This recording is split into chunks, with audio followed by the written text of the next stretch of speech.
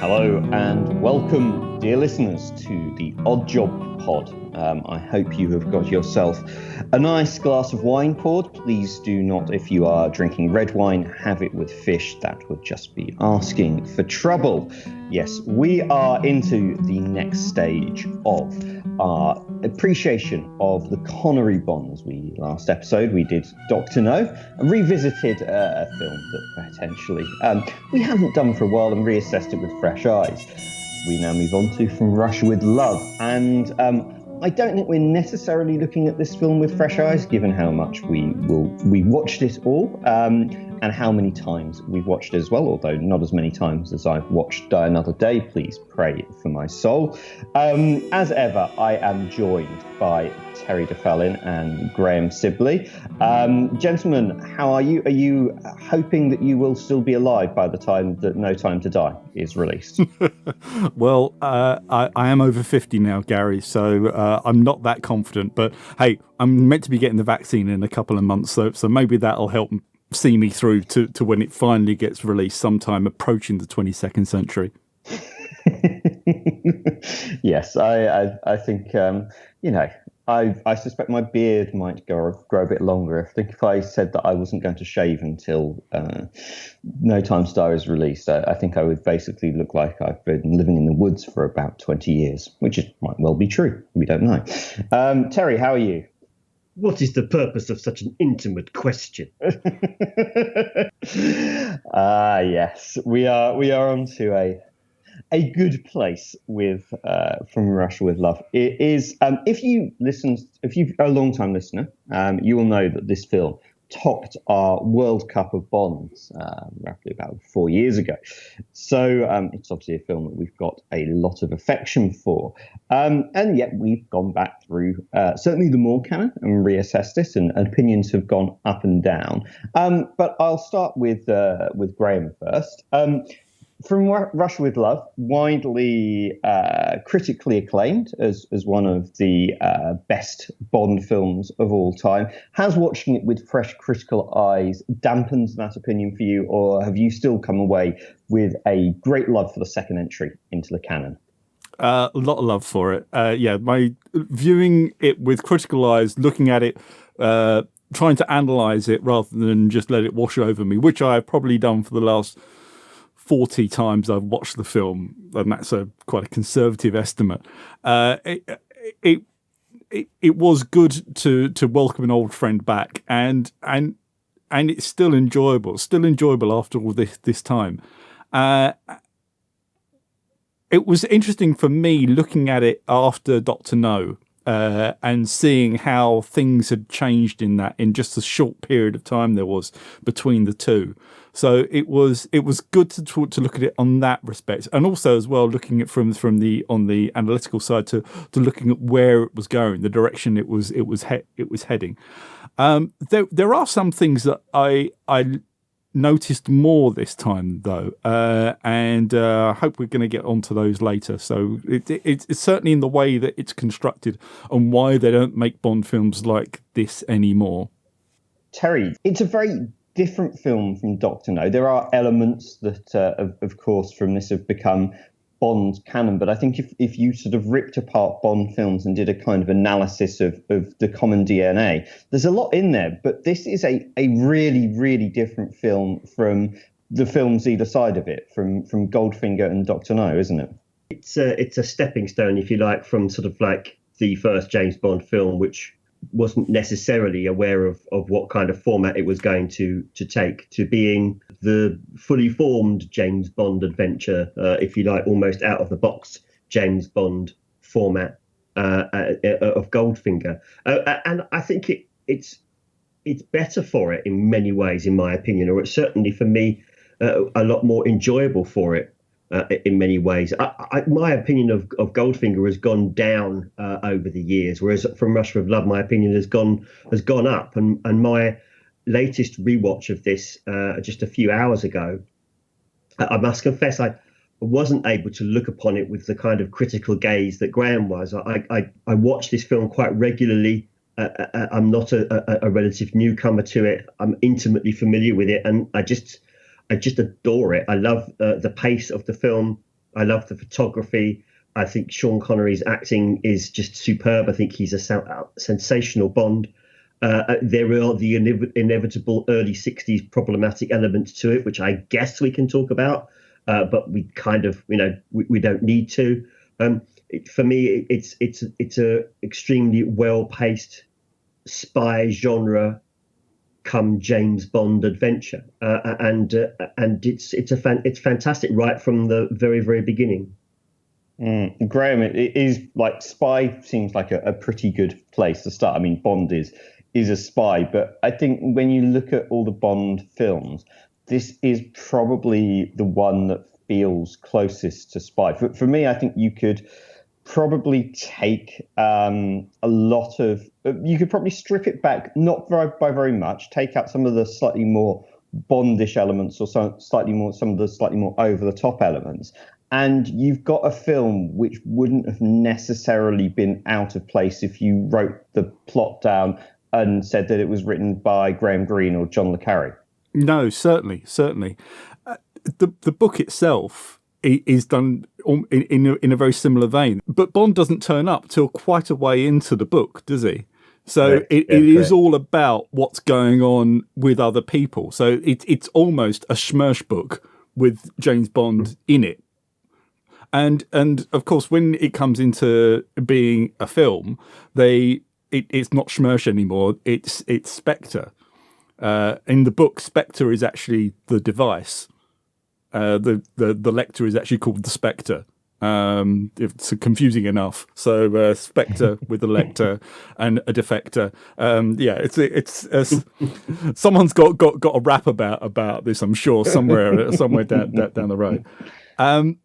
But that's part of what makes this so different, and what I was saying before about why the film can't be made nowadays, because this film, and this happened quite a lot in the Connery era films, was the audience knows more than Bond does throughout virtually the whole of the first two-thirds of the film, right up until he works out what's going on with him with Grant, and up to that point, he's playing catch up all the time when the audience knows the whole plan and why Grant's saving his life supposedly, or killing off all the bad guys.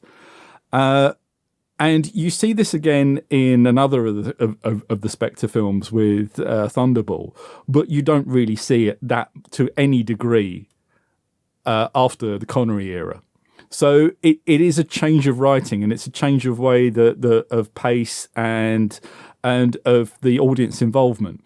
Now, you can make arguments whether or not that type of filmmaking is better or worse, but it is different. And in From Russia with Love, it works really well. In Thunderball, it doesn't work so well. In Thunderball, the tension is gone, and you just want to see Bond more on the screen rather than the Spectre lackeys that are confusingly running around and swapping over bodies and people looking like each other. Yeah, it gets a bit Shakespearean there in that respect.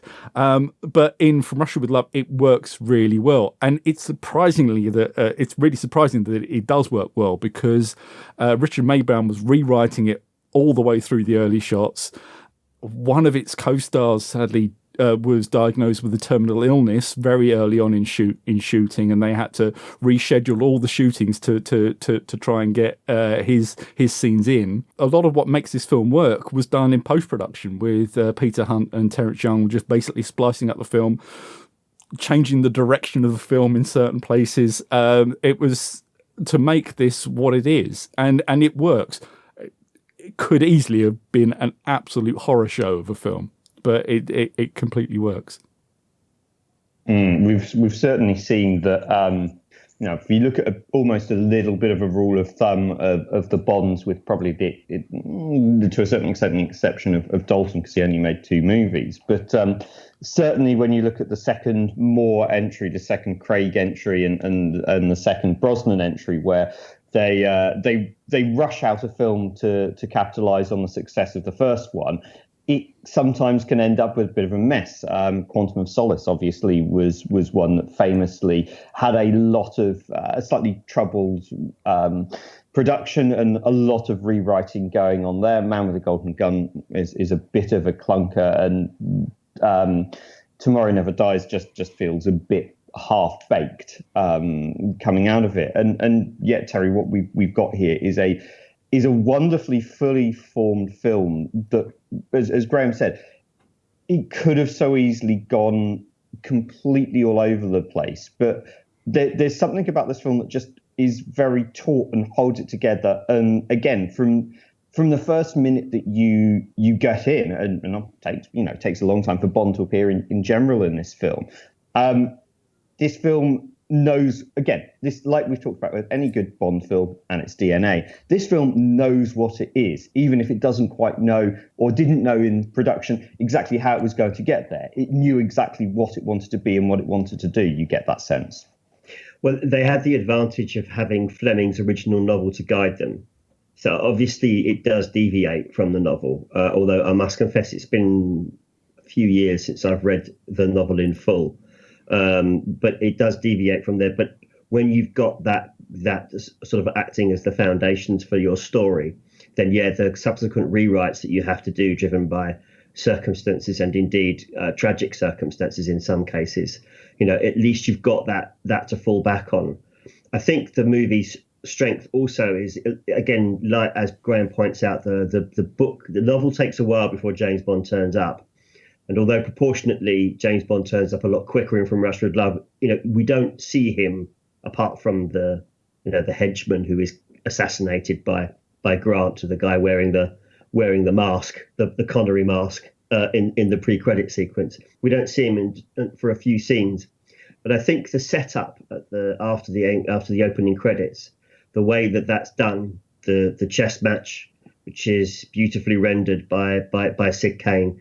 And then that scene between Klebb, Kronstein, and Blofeld, I think clearly, informs the viewer as to actually, how this movie is going to play out in front of everybody, but does so in such a way as to leave an awful lot of the detail ambiguous.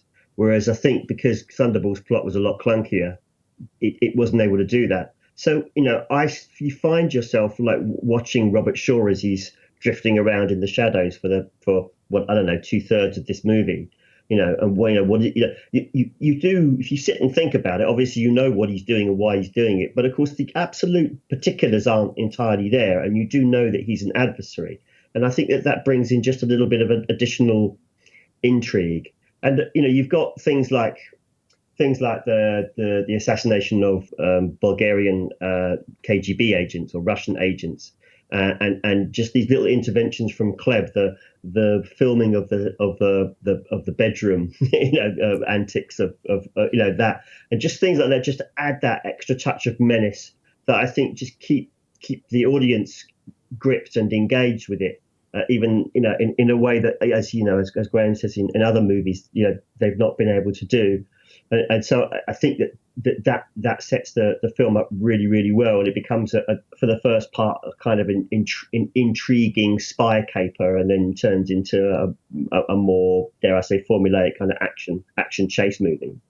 Graham, I mean, to move on from what Terry said with the with the fact that the villains actually take up a lot of this film, you can sometimes see it. And again, there are some Bond films and there are some other films which are influenced by Bond that try and cram too many villains in. And From Russian with Love does have a lot, but again, and it's got a cracking cast as well, which really helps in terms of, Lottie Lenya, Robert Shaw are both absolutely fantastic in it. You've essentially got 4 or 5 villains and minor adversaries. You don't necessarily have much in the way of kind of henchmen. There's a lot of equalness in there. And in some hands, that could end up being a bit of a mess because the director might not necessarily know who to focus on, or you have one actor who just dominates the screen over others. But because you've got this kind of almost level of, organized villainry, and you know where everybody sits in, it doesn't feel like that you need to spend time working out what the motivations of the villains are. The plot drives it for them, which makes it a little bit better overall than some of the other Bond films with a bloated villain. With a bloated set of villains in there. Yeah, certainly. We've seen other films we've talked about in on the past on this podcast where you feel like certain characters have been underused, and some have been overused, should we say? In From Russia with Love, there is certainly a feeling that Spectre is going to be around for a while, and you're in a series of films here that these people are going to come back. The ones who survive are going to be back. So and they actually kill most of them off. They still keep quite a few of them there, but you can see that they could have kept Kronstein there. They didn't. They chose to get rid of him, and it really adds something really powerful to that the fact that we don't see him a lot there, but the fact that they give each other numbers helps you quite a lot, doesn't it? Because it shows you where they are in the pecking order, doesn't it? And so you already get an idea of what the organizational chart looks like in Spectre, and so that gives you an idea of how big it is. That gives you a sense of scale to the whole thing, which really helps. Obviously, if you're dealing with something like the Russian army or a wayward general, then you only need to show one because you know there's loads of other generals around. You know he's part of that. But when you're thinking of a fictional construct like Spectre, you do need that scale. You do need to have a big room with lots of people with lots of different accents to get that impression that across that this is a global thing, or this is actually a lot bigger than you think it is. And there's also the other thing that I find really fascinating with From Russia with Love, and again watching it a little bit critically, is actually how little screen time Bond actually shares with any of the villains.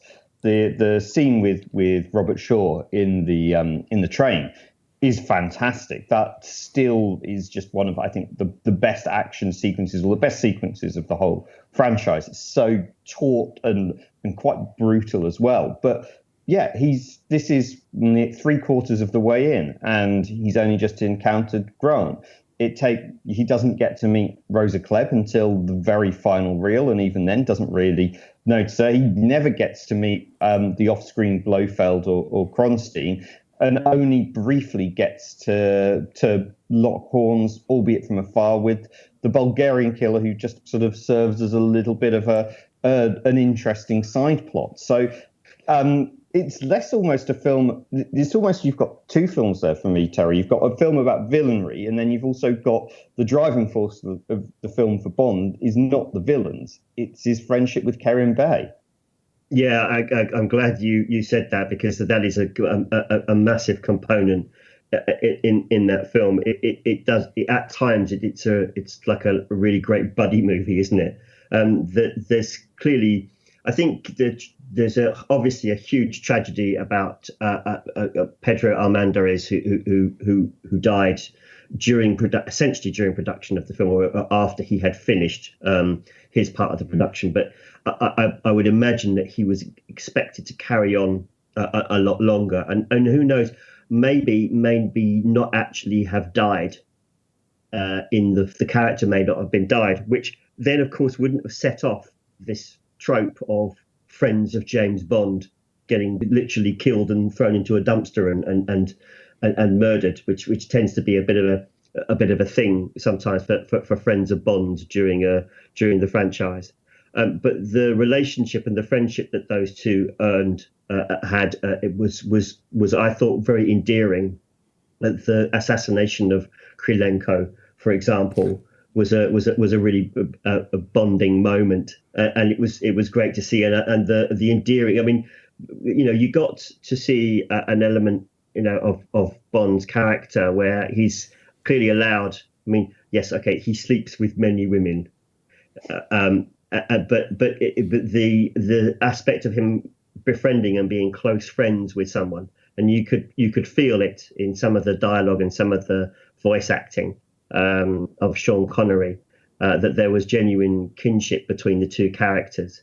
I mean, I'm sure we'll talk about the Gypsy Scene in more detail later, but again, leading up from there and the Periscope and it's a fantastic bromance that those two have got going on. And it was tragic. It still remains. I'm still sad every time Kerim Bey dies. He's such an enjoyable, engaging, fun character. I absolutely love the guy, and it really gives the film an added charm that other Bond movies can lack, frankly. There's a lot of, and this is something that I think happens a bit in certainly the first two films.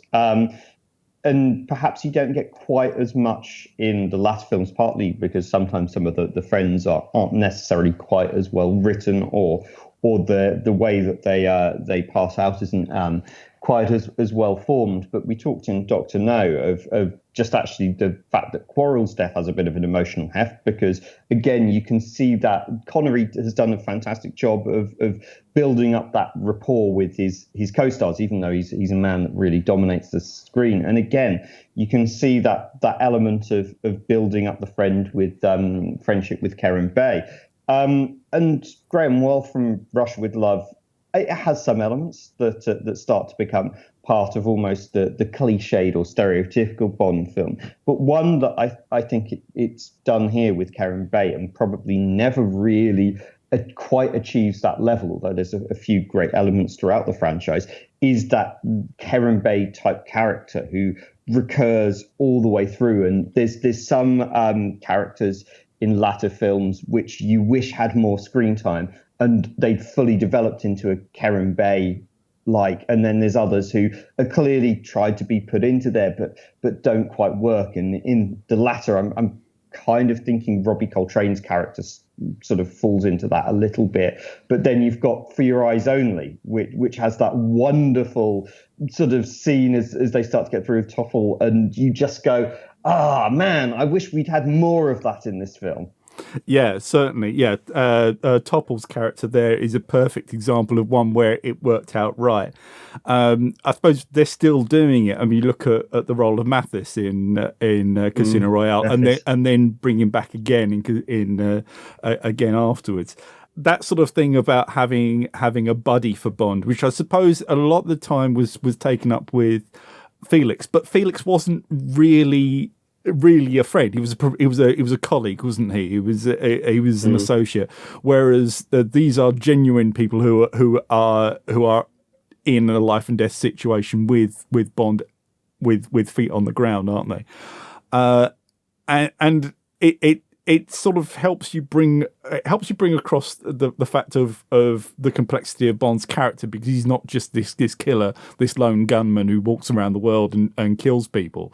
And it's part of the difference between him and Grant. You can't see Grant forming a friendship with someone like that. Most of the differences between Grant and Bond are put down to class in this film, where obviously, Bond, being the connoisseur, turns his nose up at Grant's incorrect choice of wine, and highlights his lack of class. But also, as well, the whole thing about when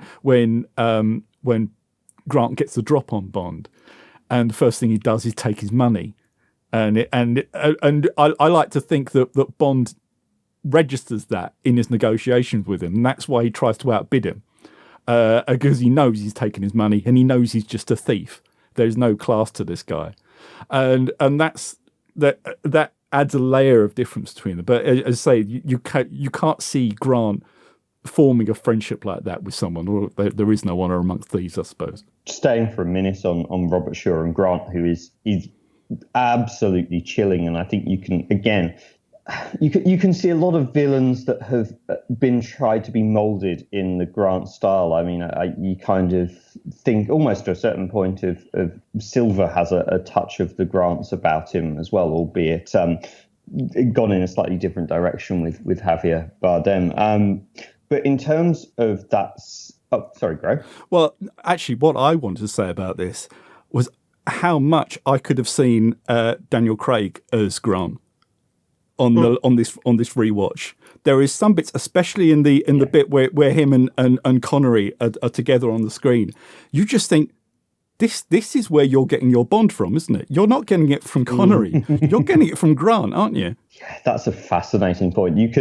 We've talked a lot about, could you interchange any other Bond for this movie? And, Craig is possibly the closest one that comes into From Russia with Love. But totally, Craig has that slightly dead inability to form relationships and is just has a very single-minded mindset, whereas Bond, strangely in this film, actually which he doesn't always in other films, comes across as an incredibly rounded character because of the relationships that he builds with the other characters around him, which is I think, again, part of the strength in there. It doesn't just portray Bond as a Superman who's able to do anything, and it doesn't just portray Bond as when you talk about this ruthlessly efficient killer as well. For me, actually, and I know we'll come to that when we touch a bit more on the Daltons later on at some point, not in this podcast, but in subsequent ones. But I think that's why I like the Dalton films, because he feels a bit more of a rounded person than perhaps some of the other portrayals of Bond within there.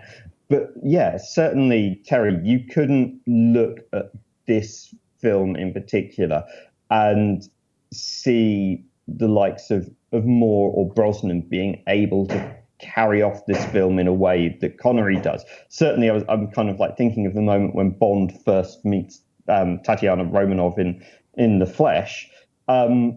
Connery plays that one with a very straight bat. He knows what he's gone in there for, and you can tell that there is a level of kind of odd cynicism, whereas I did try and think of Moore doing that, and I just, much as I love Roger, I could not see him pulling it off in the same way that Connery does in here. Well, of course, he wouldn't have to pull it off himself. Quite.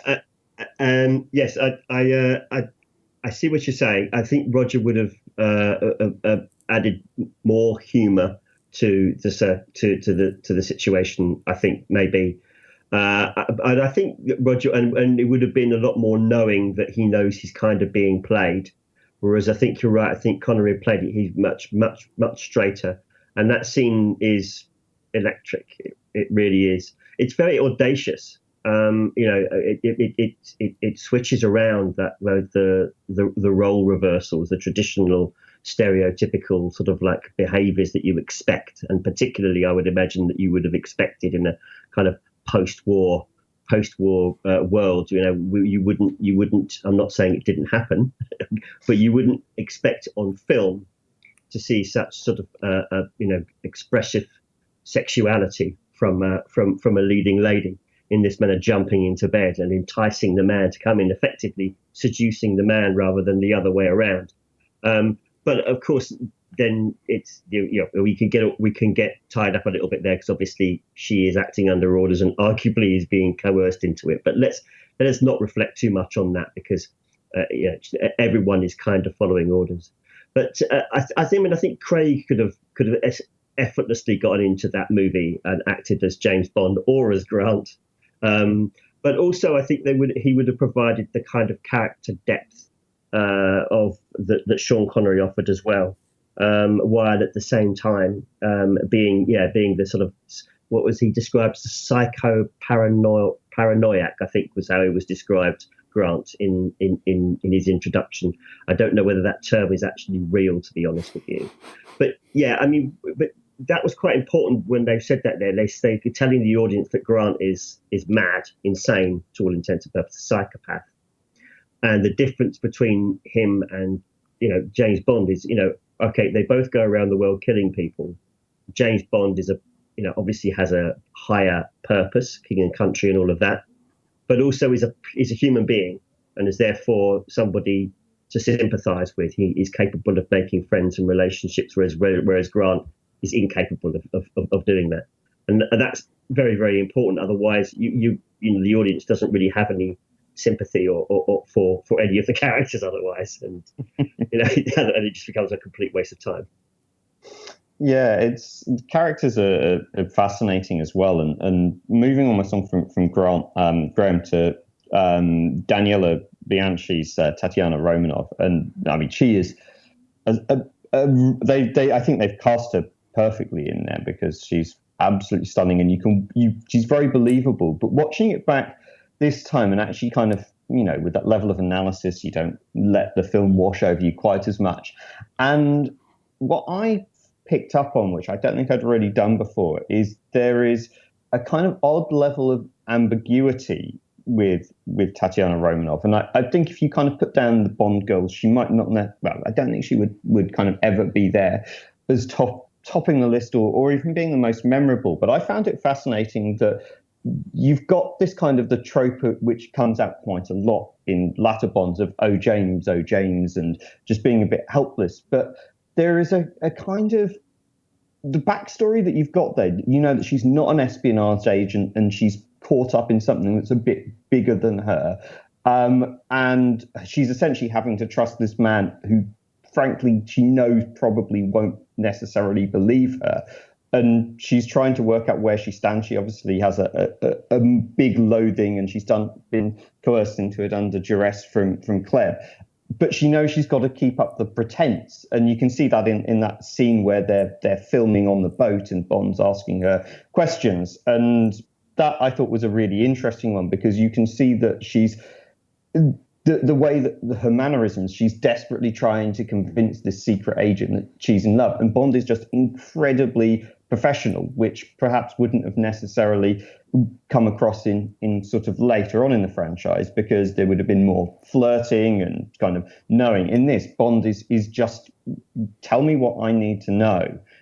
I'm here on a job and I'm not entirely sure about you. But then you can kind of see that affection start to develop a little bit further, especially once Bond realizes that she's much more of an innocent player in this overall, because you can just tell that kind of level of distrust and one side trying not to fall for the other too much, but at the same point they depend on each other for their relationship, and there is a kind of level of pretend that suddenly starts becoming less pretend and a bit more real as you go through.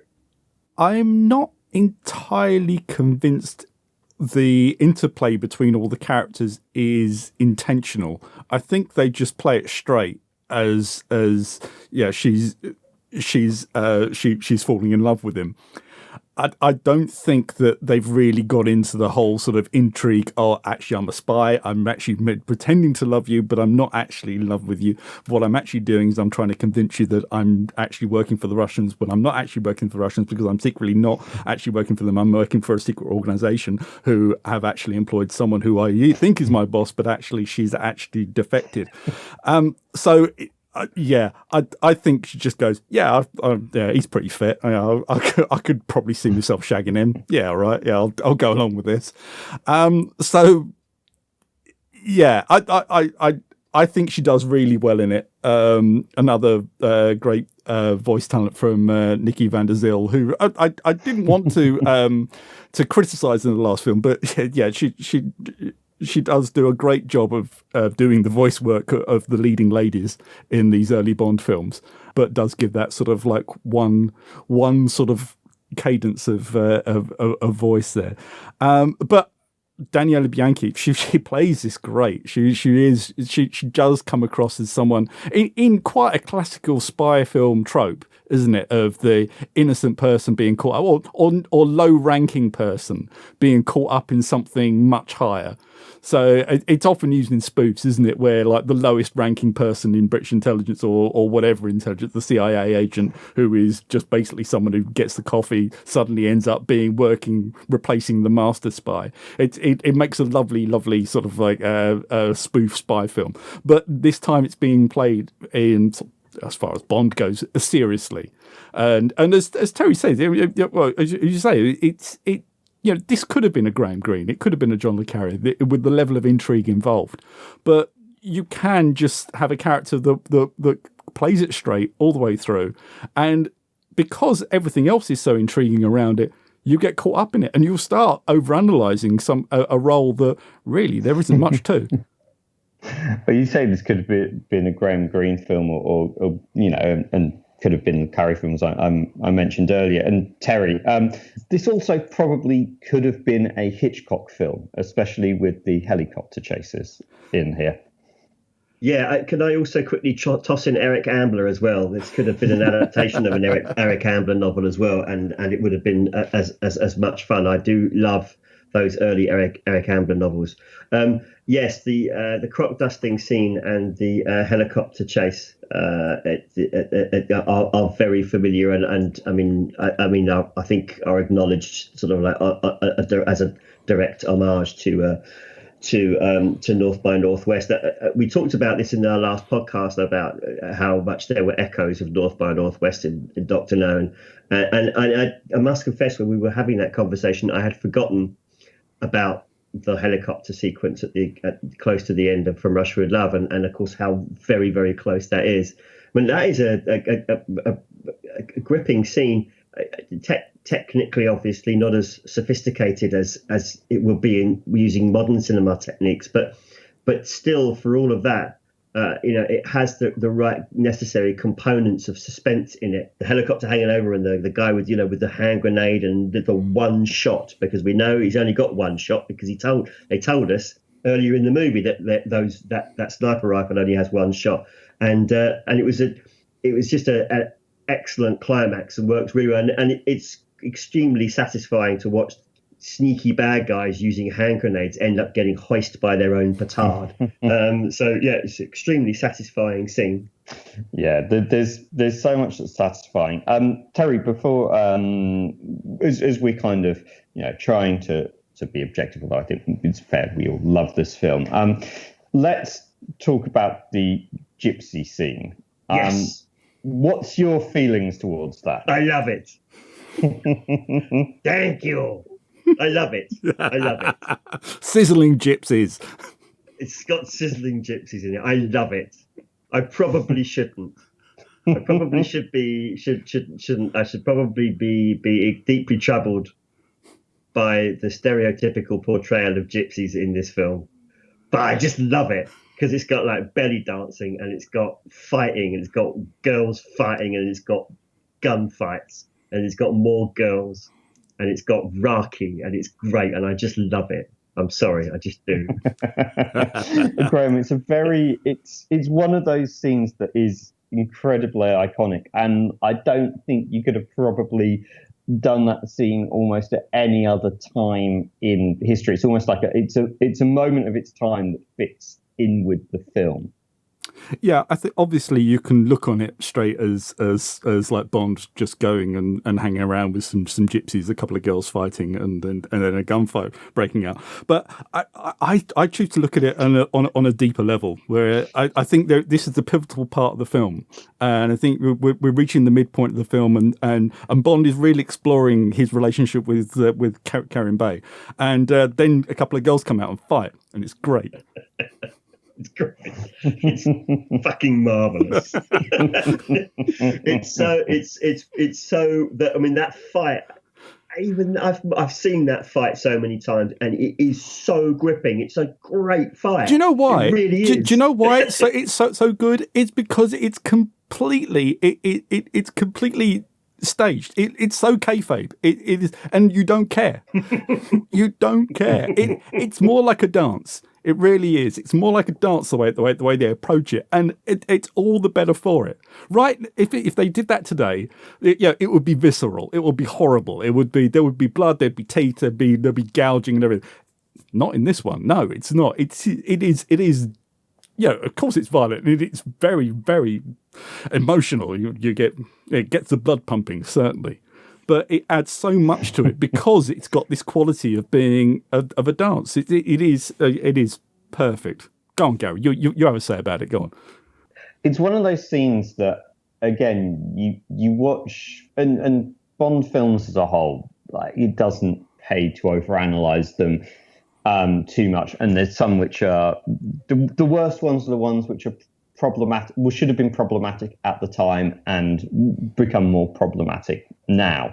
Whereas this one, you certainly get a sense that it was done because there was an element of Bond and that exoticness that Bond brings. But it is as you say, it's a really interesting pivotal point. It shows Bond in a slightly different light. It is it's a plot device that perhaps, yeah, as you say, if you use today, I think it would be very uncomfortable. And I'm sure that, again, we talk about some people who might be new to Bond and only familiar with Craig's Bond and look at it through eyes in the 21st century. And I think might be a level of uncomfortableness. But when you look at it as a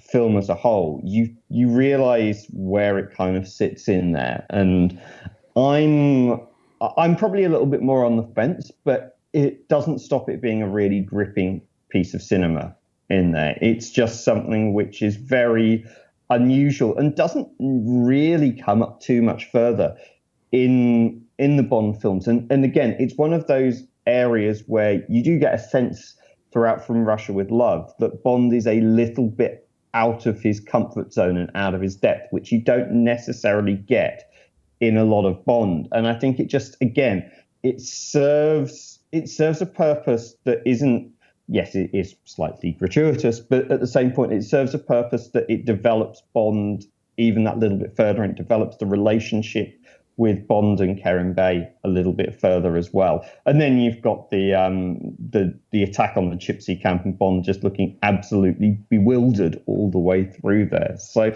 it's it's a key part of the film. I cannot imagine the film without it. And I think if you took that scene out, it would be an all the more poorer for it. Yeah, absolutely. It's a tremendous. I mean, the battle sequence is tremendous fun. We see that Bond is vulnerable in this section of the film, and he has to get bailed out by Grant at one point. He gets his life saved by him, and I love the way that there's one point in it when he's just like wandering around, just like causing trouble, turning over tables, and just like helping out mates and only helping out that his host as well, saving his life, and all of that. It's just complete chaos for a moment. And I mean, in general, you can talk about the portrayal of Romany gypsies in this, but and certainly the girl fight, these two girls fighting over a bloke. I mean, it's not very modern, is it? It's got to be said. But I mean, I just think it's one of these situations where when you put it in this movie, it just works extremely well, and it's a tremendous amount of fun. And and all joking aside, Graham is right. It does advance the story and the plot along a little bit more as well. So it's not a completely useless and entirely gratuitous scene, but at the same time, it is massive, massive fun. Graham, when we look at everything that goes into From Russia with Love, we talked a lot about in our Dr. No podcast about how Dr. No, despite being the first film established a lot of the framework for Bond going forward. Now, From Russia with Love, I think, stands out by its framework is a little different, as we've already said, from other films. But again, when you then look through, this is a second Bond film. The franchise is definitely finding its feet. It's a much bigger budget. It's much more confident as well. But how much of From Russia with Love do you take forward and see how it sort of permeates through other Bonds? Or is it really the next film that will come to, Goldfinger, that almost establishes that template a bit more? And that allows From Russia with Love to be a bit more, not loose with a framework because it wasn't established, but still explore different avenues into how a Bond movie is actually put together. Yeah, well, I think from what I've said earlier in the podcast, there are elements in the storytelling that they make here that they don't do after the 60s. So yes, you're seeing a lot of elements in here that you will see that run throughout the films. But I think what I noticed on watching it this time with my analytical hat on, which is rather fetching, and you should get one. But watching it again was thinking, I reckon this is the only Bond film Sam Mendes has actually seen. I really do. I really do think that. I think that this is, I don't think he's watched many more of them. But I think, if you're going to watch one and direct a Bond film, then this is one to go for. The one scene in it that I thought that was something that he'd used was the bit when Kleb and Tatiana are in are having their debrief right at the start of the film, and there's that hand on the knee, and that took me back to Silver and Bond. And that in that sort of thing, it's to say it's exactly this. This is what 50 odd years apart, and this is you're using that same energy there. You've taken that energy in something that was very 60fied, but perhaps a bit racy for its time, and so that 50 years on, you can still get that sort of frisson of people getting a bit. Oh, I wasn't expecting that in modern times, and he used that quite well, I thought. But even things like when they're down in the there's the boat where him and Karim are on the boat in the sewers, and I thought this is just like the bit with Bond and Tanner going underneath MI6, isn't it? Where they're getting off the boat and just little tiny things. The tunnels under Skyfall are very much that like the escape from the Russian embassy.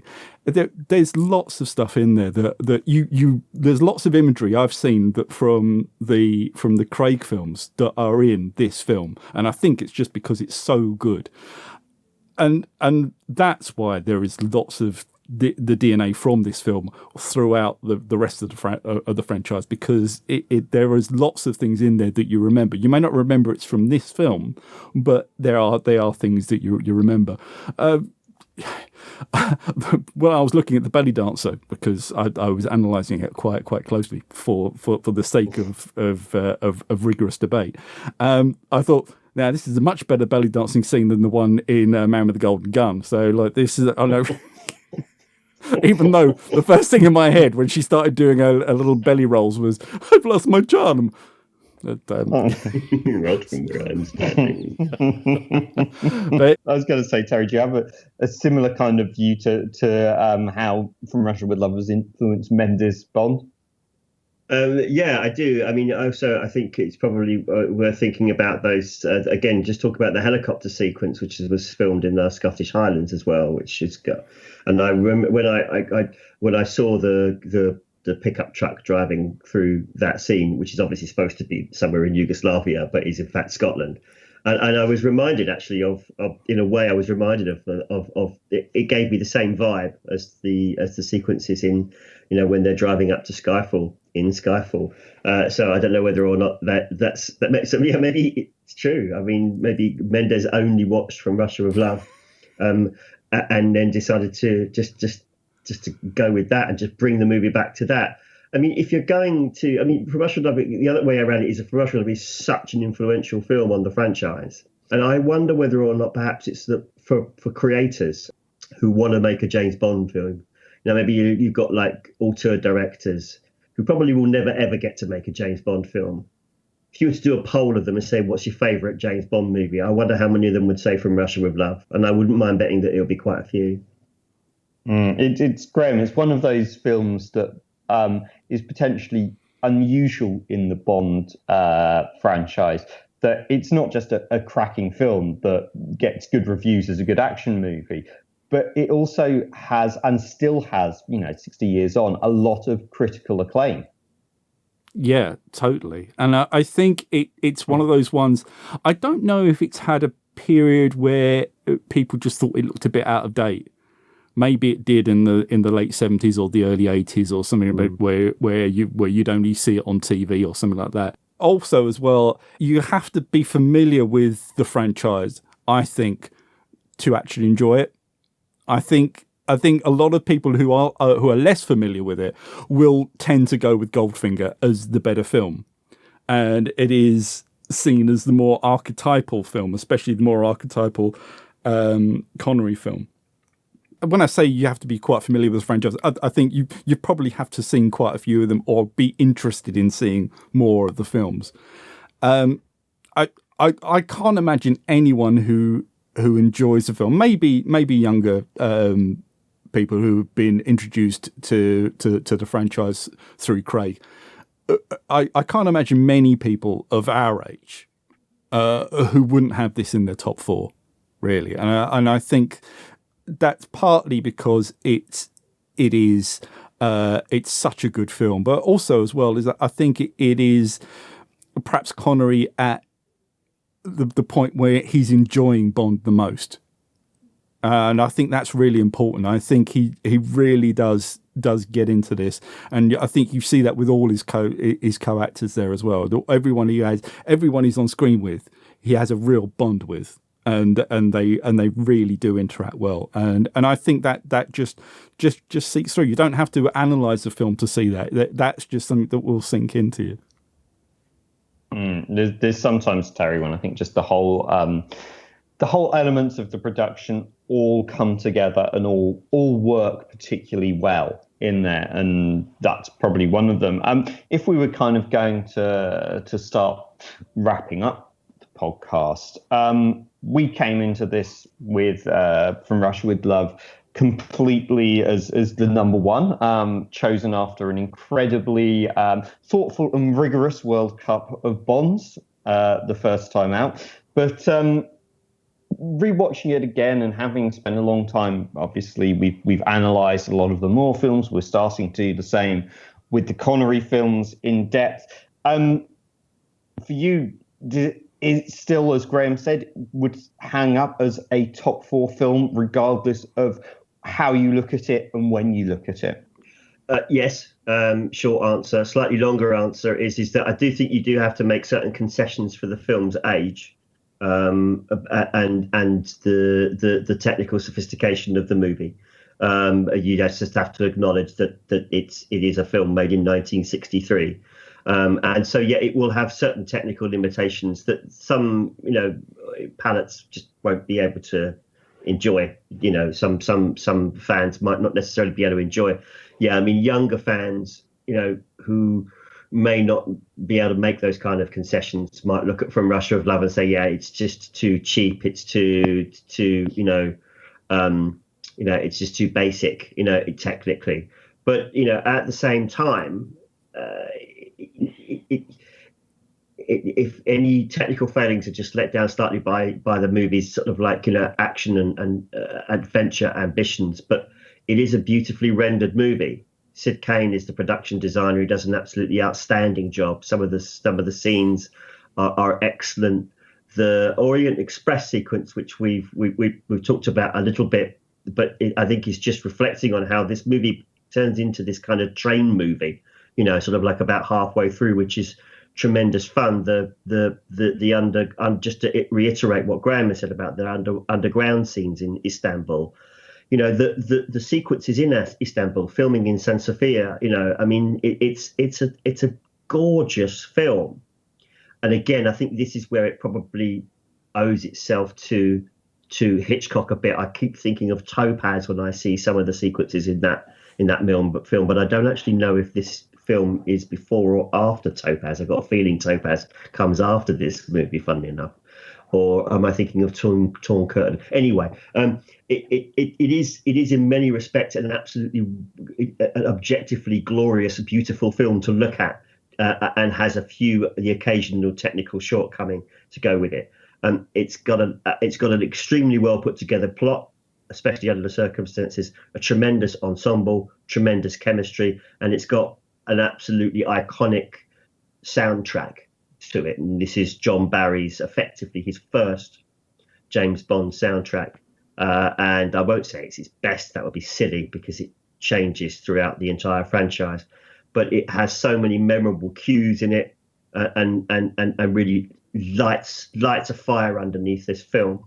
So, yeah, I mean, I think I've said before, my favourite James Bond film, I may have said once or twice, my favourite James Bond film is On Her Majesty's Secret Service. And I think objectively, perhaps I still think that is probably technically probably a better movie, but that's because it's like about 8 years older. But probably actually, if you really wanted to be hypercritical, you'd have to say objectively the better film is From Russia with Love. And the big reason for that, of course, is Connery, who is just awesome. And one of the things that's come out of this is just how much Connery puts into both this film and how much he put into Dr. No as well. And I'm looking forward to, with a degree of trepidation, what happens in subsequent movies, where it's quite well known that he starts to lose interest in the franchise. And I'm wondering whether or not the last great James Bond performance is the next movie. But we'll see. We'll see. It's I can't wait to watch Goldfinger because it is one of my favourites and a film that also I probably haven't I just let wash over me quite a bit, but it's also probably the classic, and I think we're all looking forward to doing that one. But Graham, as Terry said, it holds up no matter which way you look at it, no matter how much you try to poke holes in it. Does that ring true for you as well? You still put it after watching it with an incredibly serious and analytical element as you have done, and I thank you for your incredible attention to detail in the Gypsy Scene as well. I know that you put in a lot of time in terms of analysing that one. Your commitment to sizzling gypsies is admirable, Graham. But as a whole, does it still hang up for you as like a top 3, top 4 Bond film, as many people think it is? Certainly. I don't think there is any other film in the franchise that I could watch as much as this film and still come away feeling like there are things that I haven't seen in it or things that I can still take away from it. I think most Bond films, once you've seen them half a dozen times, you pretty much rinsed them out, or you should have done. You were probably looking at your phone a bit too much if you weren't. But this one I just love. One thing I did like about this film as well is that obviously the whole franchise gets a bit of stick for its product placement. And of course, this film has product placement for one of their own films in it. One of the key scenes in the film is centered around a giant poster of Call Me Bwana, another Eon production starring Bob Hope and Anita Ekberg. I just thought, yeah, this is where this franchise is going, isn't it? It doesn't care where it advertises or how it advertises. Just a little tiny aside. I've got a trivia question for you two guys now. Now, Anita Ekberg, who was on the poster, was married to one of the actors who played Felix Leiter. One of the Felix Leiters. Now, can you tell me which Felix Leiter it was? Gary, do you want to have a guess? Good. Forgetting the actor's name, so I'm going to guess and say Goldfinger Felix Leiter. Yeah, okay. That's that would be Cess Linda. Terry, who are you going for? Yeah, I mean, I want to say Jack Lord because I think they just make an absolutely amazing couple. But I think it's David. I suspect it might be David Hedison. I'm afraid I've got the right correct. Gary, do you want to go for a second guess if you want to? You can if you like, because I'll tell you what. No, I have. No, David Hedison was my final answer. David Hedison, final answer. Yeah. Okay. It was actually Rick Van Nutter. Oh no, I knew that. Oh God, I actually knew that. Stupid brain. Stupid brain. Yes, the Felix from Thunderball. There you go. the best part of Thunderball. No, that's not true. That's not true. Oh dear, should have kept your mouth shut. Yeah, I'll just round it with my final thoughts as well. And one thing almost that I forgot to touch on, but I think bears bringing out here is just how much fun the regular cast appear to be having as well, because obviously this is the first proper introduction of Q, although he's not Q, he's Boothroyd in this film. But M and Moneypenny, especially Lois Maxwell, she just has effortlessly slipped in. And even if you've not met these characters, because maybe you didn't watch Dr. No at the time and you saw From Russia with Love was your first Bond film that you saw, you just get the world that they inhabit completely. And it's just lovely to see that kind of develop in there and starting to see the early days of the the backstage Bond crew, the people who enable him throughout. And that, again, was one of my favorites in that. And also, it struck me that I'd love to have seen just a continuation of Sylvia Trench all the way through the Bond films, because there's just something really quite lovely about her character in this as well, that she's just there's just a lot of humor in there, and I wish they carried her through to potentially a few more, because there's just a nice little kind of almost you could make that very much a running gag all the way through, and it would have been very enjoyable. Anyway, I think we can come to a place where we can say From Russia with Love safely. We've tried. We can't pick too many holes in it. It's like some of the other great Bond films and ones that we've discussed in detail, like Spy Who Loved Me. No matter how much you try to criticize it, you still come away going, oh, but it's just a really good film. Stop trying to overanalyze it and just enjoy. And I get the same on there. So yeah, that is From Russia with Love. Terry, you looking forward to Goldfinger, given that you've said it's going down in your estimation, or has gone down in recent years? Yeah, I'm particularly looking forward to Goldfinger, because it is going to be an opportunity for me to completely reappraise that film, I think, from scratch, because I have a peculiar and oddly troubled past with Goldfinger. I have, and at times, loved that movie, and at times I've actually been quite down on it. So I'm looking forward to assessing it as a piece of work in its own right. And Graham, you ready to carry forward the torch into Goldfinger as well? Oh, definitely. Looking forward to it. Excellent. And we hope that you listeners are also looking forward to it. And this will be a fun fact that actually Goldfinger is the first film that I was introduced to from the Bond franchise overall. It's the first one that I can actually remember watching. It is one of my dad's favourite Bond films as well. Oh, so blimey. Yeah, this is where we might get some more opinions come out in the next one. So it's going to be a therapy session for Gary and his daddy issues. Actually, Goldfinger is the first James Bond film I saw as well. I saw it on the television. Yeah, this is going to be a cracking episode, as they say in the final credits of From Russia with Love. Bond will return in Goldfinger. The OddJob pod will return in Goldfinger, but stay with us, and I hope that you're enjoying this as well. And to be honest, at the current point in time when we're recording, 2021 is the start of it, at least, is still quite a bit shit. What else are you going to do than just curl up and watch Goldfinger? I cannot think of a better way to spend your time. It's certainly how we'll be doing it. So join us, dear listeners, for the next step as we go deep into I'm not going to say go deep into Pussy Galore, because that would have just been very, very wrong. Stopped myself there. But we are going deep into Goldfinger at any rate. We will see you for the OddJob pod next time. Until then, goodbye. Goodbye. Goodbye.